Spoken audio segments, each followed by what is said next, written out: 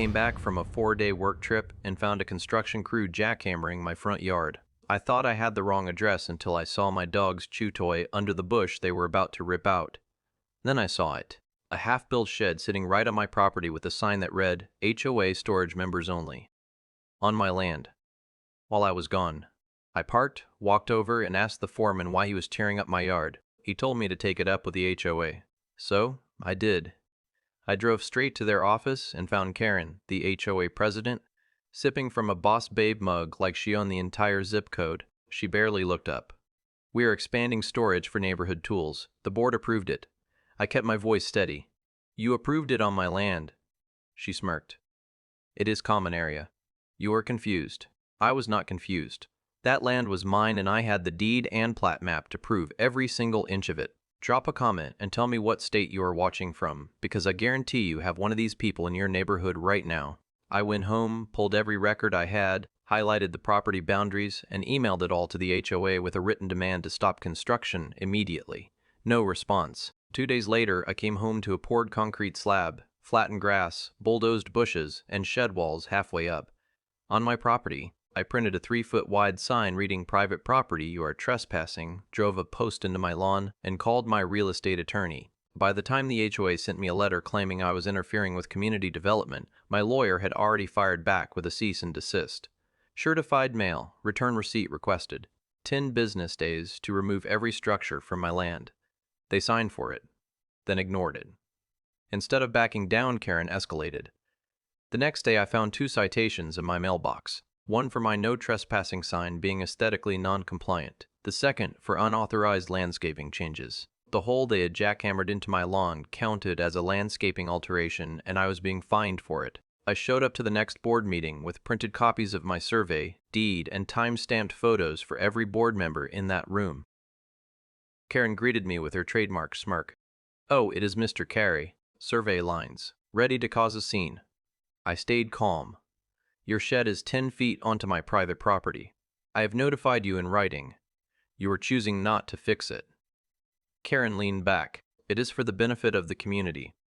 You should be proud your yard is being put to good use. That is when the room split. The treasurer would not make eye contact. Another neighbor whispered just loudly enough, that is not how this works.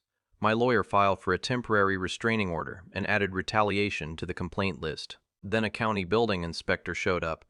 He took one look at the shed and started writing. No permit had been pulled. Not one piece of paperwork filed with the county. He looked at me and said, this is a serious violation. They will have to explain themselves. I offered him coffee. He said you may want to keep all your documentation ready. This is going to get very interesting. When we walked into court, I brought certified letters, time-stamped photos, the inspector's violation notice, and 2 boundary surveys with GPS coordinates. Karen walked in wearing sunglasses indoors, trailing a lawyer who looked like he already regretted being there. The judge got straight to the point.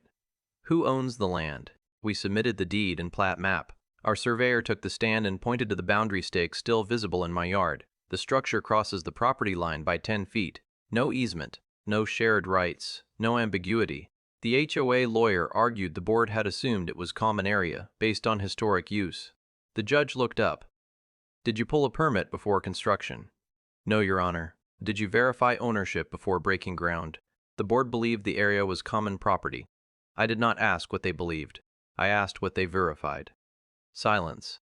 The judge set down his pen. The HOA is found to have trespassed on private property.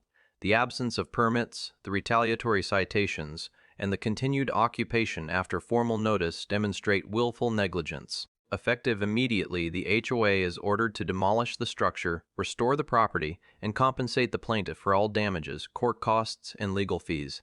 Karen leaned over and whispered to her lawyer. He did not answer her. The demolition crew came early one morning with no announcement.